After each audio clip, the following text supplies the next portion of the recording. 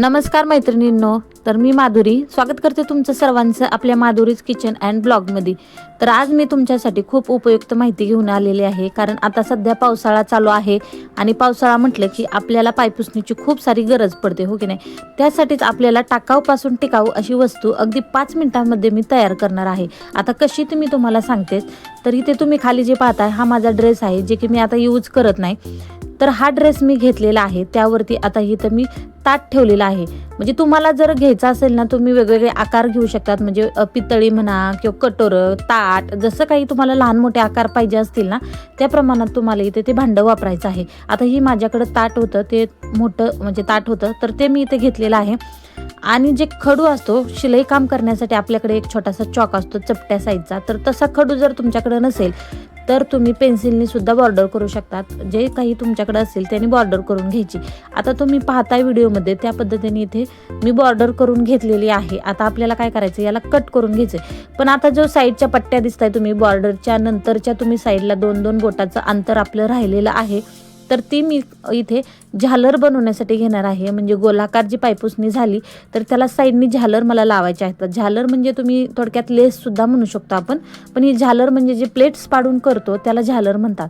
तर इथे मी ती झालर बनवणार आहे, त्यामुळे हे पट्ट्या मी काढून घेतलेल्या आहेत। कारण आपल्याला आधी हे पट्टी काढून घेतल्यानंतर मला ह्याचा राऊंड शेप देता येईल, म्हणून मी आधी एक पट्टी काढून घेतली। नंतर याचा गोलाकार असा आकार आपल्याला कट करून घ्यायचा आहे।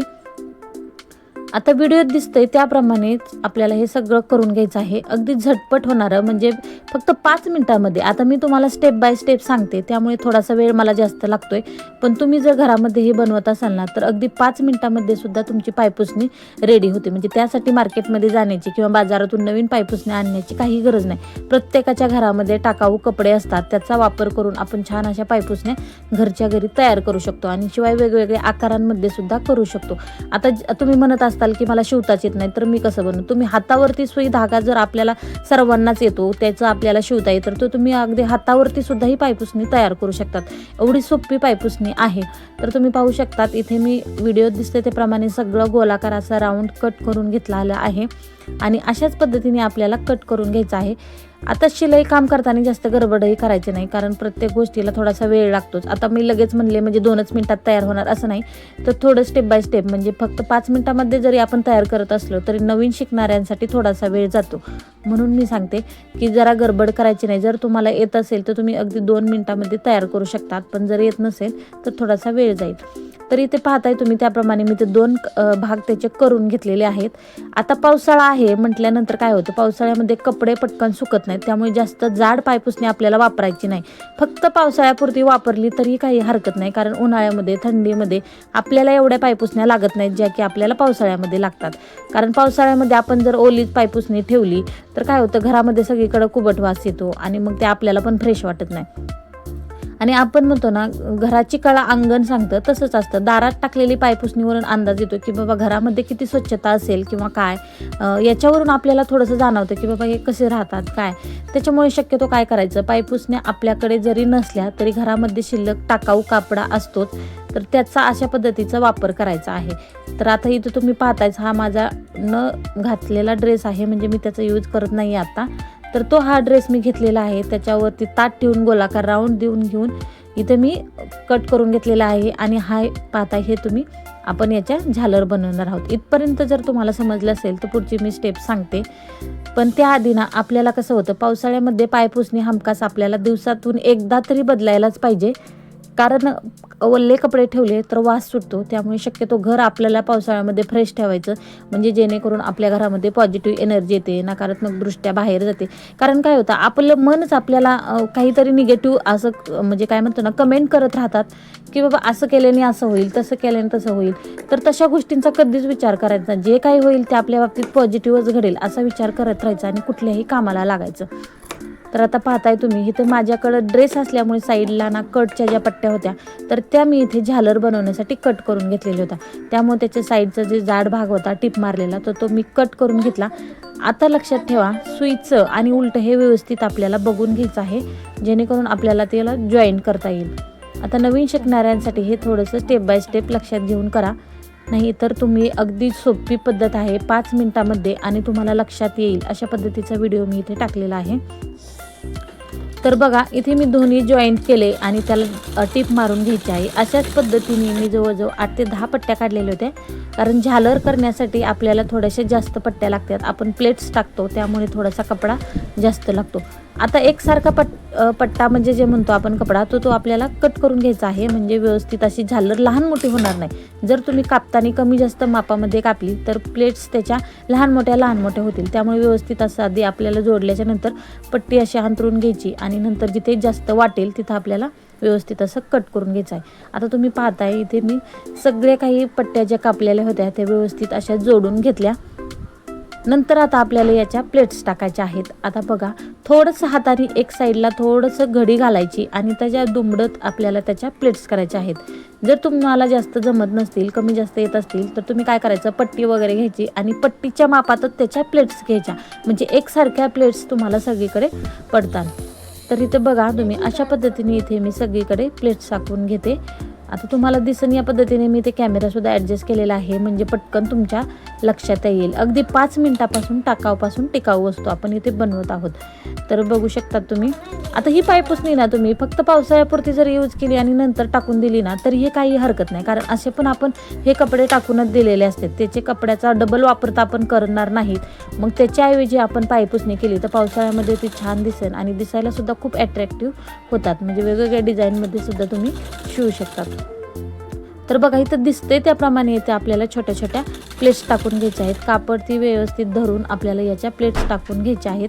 आता सगळ्या प्लेट्स मी अशाच पद्धतीने टाकून घेणार आहे, म्हणजे पटपट आपल्याला हे सगळे कामं होतात, म्हणजे नंतर आपल्याला याला वेळ लागणार नाही. कारण जर तुम्ही एक एक तुकडा जोडत बसाल तर त्याला एक एक प्लेट टाकत बसाल तर त्याला वेळ जातो. त्यामुळे काय करायचं, अखंड अशी आपल्याला आधी सगळ्या पट्ट्या जोडून घ्यायच्या आणि नंतर छोट्या छोट्या अशा त्याच्या प्लेट्स टाकायच्या. अगदी तुम्हाला समजेल अशा भाषेत मी इथं सांगितलेलं आहे तुम्हाला.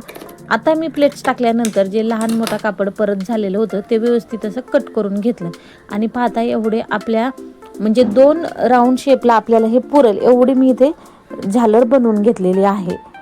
तर इथे सगळी झालर मी आधी व्यवस्थित करून घेतली आणि नंतर जो आपला कापड आहे तो आता त्याच्यावरती ठेवून आपल्याला व्यवस्थित असं तो जोडून घ्यायचा आहे.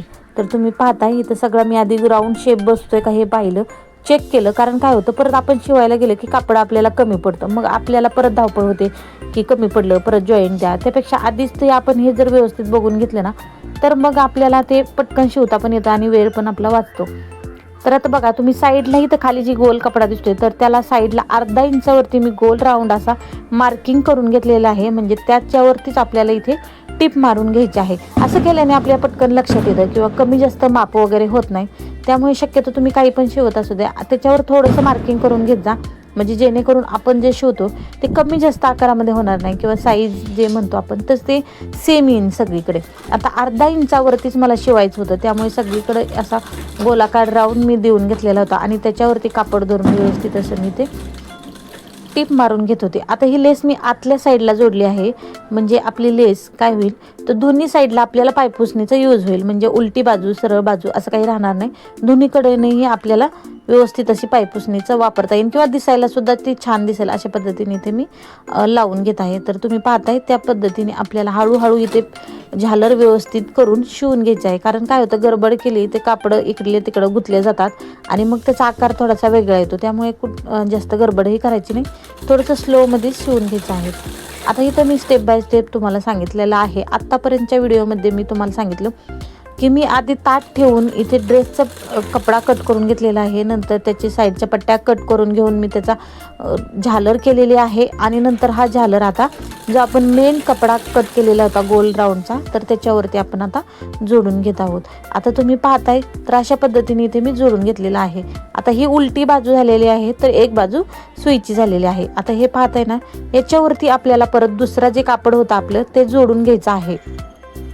तर बघा एक साईड शिवून झाल्यानंतर दुसरी साईडला तुम्हाला मी दाखवलं एक उलटी आणि एक सुईची अशी बाजू आपली झालेली आहे. तर आता यातला एक कपडा आपला बाकी आहे तर तो आता यावरती आपल्याला जोडून घ्यायचा आहे, म्हणजे दिसायला व्यवस्थित दिसेल. आता ही जी शिलाई तुम्हाला दिसत आहे तर ती आतमधल्या साईडला आपल्याला घालायची आहे, जेणेकरून ती दिसायला व्यवस्थित दिसेल म्हणून. आता बघा तुम्ही जो उरलेला कापड होतं तो यावरती ठेवायचा आहे. बघायचं आहे सगळीकडून व्यवस्थित बसते का, कसं दिसतंय कसं नाही. आणि नंतर सगळं ॲडजस्ट झालं, गोलाकार आकार त्याचा असला की मग आपल्याला काय करायचं, परत याचा अर्धा इंच भाग आहे ना तो आपल्याला आतमध्ये दुमडून घ्यायचा आहे आणि मग आपल्याला त्याला गोलाकार असा टिप मारून घ्यायची आहे. आता तुम्ही व्हिडिओमध्ये बघा, मी तुम्हाला दाखवते कशा पद्धतीने इथे मी टिप मारून घेतलेली आहे. तर इथे थोडं थोडं कापड दुमडून अगदी थोडं थोडं हळूहळू असं करून आपल्याला गोलाकार असा शेप द्यायचा आहे. नवशिक्यांनाही थोडंसं अवघड स्टेप वाटत असतील, कारण पटकन लक्षात येणार नाही की आपण काय करतोय काय नाही, पण अगदी सोपी 5 मिनिटांमध्ये आणि खूप पटकन म्हणजे आपण याचा शिवू शकतो अशी ही गोष्ट आहे. तर तुम्ही पाहू शकता. तर बघा इथे असा कपडा ठेवायचा आणि नंतर ही तुम्हाला दिसते का अर्धा इंच फक्त आपल्याला आतमध्ये दुमडून घ्यायचं आणि त्याच्यावरतीच आपल्याला टिप मारून घ्यायची आहे. म्हणजे जी शिलाई आहे आपली ती पूर्णपणे आत जाईल आणि ते दिसायला सुद्धा छान दिसेल अशा पद्धतीने. म्हणजे उलटी आणि सुईची दोन्हीकडूनही आपण त्याचा वापर करू शकतो. म्हणजे उलटी पण टाकली तरीही काही वाटणार नाही आणि सुईची टाकली तरीही काही वाटणार नाही. अशा पद्धतीने आपण याला थोडं थोडं करून गोलाकार असा आकार करून घ्यायचा आहे.